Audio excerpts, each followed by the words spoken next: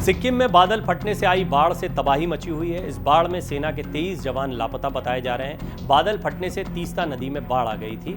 सिंगतम इलाके में बादल फटा था। राहत बचाव के कार्य जारी हैं। जानकारी के मुताबिक पहले बादल फटा और फिर इतना पानी आया कि चुंगथांग बांध से पानी छोड़ना पड़ा, जिसके बाद अब पानी का स्तर अचानक 15 से 20 फीट ऊंचाई तक बढ़ गया है। गुवाहाटी डिफेंस के प्रवक्ता ने कहा कि उत्तरी सिक्किम में लोअन झील से के ऊपर अचानक बादल फटने से लाचेन घाटी में तीस्ता नदी में अचानक बाढ़ आ गई। उन्होंने कहा कि घाटी में कुछ सैन्य प्रतिष्ठान प्रभावित हुए हैं। 23 कर्मियों के लापता होने की सूचना और तलाशी अभियान जारी है।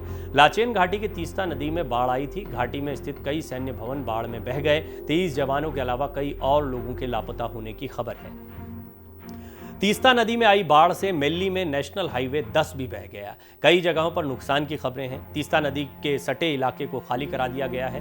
राज्य सरकार हाई अलर्ट पर है और स्थिति की मॉनिटरिंग की जा रही है। उधर पश्चिम बंगाल सरकार भी अलर्ट मोड पर है। सिक्किम गैंगटोक से टूरिस्टों को रेस्क्यू किया जा रहा है जो हाई एल्टीट्यूड माउंटेन इलाके में फंसे हुए हैं। सिक्किम में जो अचानक बाढ़ आई है उसकी कहानी 2013 में केदारनाथ में आई आपदा जैसी ही है। उत्तरी सिक्किम में जिला है मंगन। मंगन का ऊंचाई वाला इलाका है चुंगथांग के हिमालय में बना है साउथ लेओनक लेक। ये एक झील है जो लोनक ग्लेशियर पर बनी हुई है, यानी ये एक ग्लेशियर लेक है। इसी ग्लेशियर लेक के ऊपर बादल फटे, तेज गति से पानी गिरा। तेज बहाव और दबाव से लेक की दीवारें टूट गईं। ऊंचाई पर होने की वजह से पानी तेजी से निचले इलाकों में बहकर गया। तीस्ता नदी उफान पर आ गई। ये ग्लेशियर 17,100 फीट की ऊंचाई पर मौजूद है। करीब 260 फीट गहरी, 1.98 किलोमीटर लंबी और आधा किलोमीटर चौड़ी। कुल मिलाकर ये 1.26 वर्ग किलोमीटर में फैली है।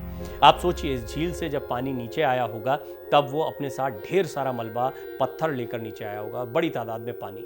हरे रंग में दिखने वाली तीस्ता नदी पीले और मटमैले रंग में बहने लगी।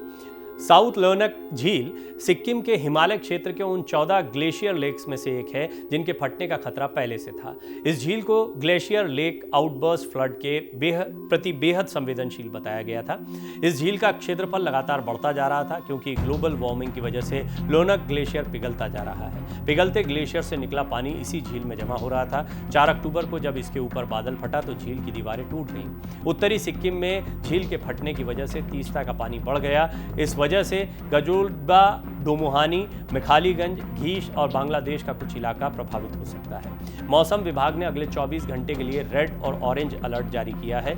इसी साल मार्च में केंद्र सरकार ने संसद में एक डरावनी रिपोर्ट पेश की थी। इस रिपोर्ट में बताया गया था कि हिमालय के ग्लेशियर अलग अलग दर से तेजी से पिघल रहे हैं। साथ में यह भी माना गया कि जलवायु परिवर्तन की वजह से हिमालय की नदियां किसी भी समय प्राकृतिक आपदाएं ला सकती हैं, यानी कश्मीर से लेकर उत्तर पूर्वी राज्यों तक हिमालय से आफत आ सकती है।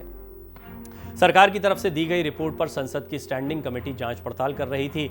वो ये देख रही थी कि देश में ग्लेशियरों का प्रबंधन कैसे हो रहा है। अचानक से बाढ़ लाने वाले ग्लेशियर लेक आउटबर्स्ट को इनको लेकर क्या तैयारी है, खास तौर से हिमालय के इलाकों में। ये रिपोर्ट 29 मार्च 2023 को लोकसभा में पेश की गई थी। जल संसाधन, नदी विकास और गंगा संरक्षण मंत्रालय ने बताया कि जियोलॉजिकल सर्वे ऑफ इंडिया ग्लेशियरों के पिघलने की स्टडी कर रही है। लगातार ग्लेशियर्स पर नजर रखी जा रही है। 9 बड़े ग्लेशियर्स का अध्ययन हो रहा है, जबकि 76 ग्लेशियर्स के बढ़ने या घटने पर भी नजर रखी जा रही है। अलग अलग इलाकों में ग्लेशियर तेजी से विभिन्न दरों से पिघल रहे हैं या सिकुड़ रहे हैं। ग्लेशियर क्या है, ये एक समझने जैसी बात है।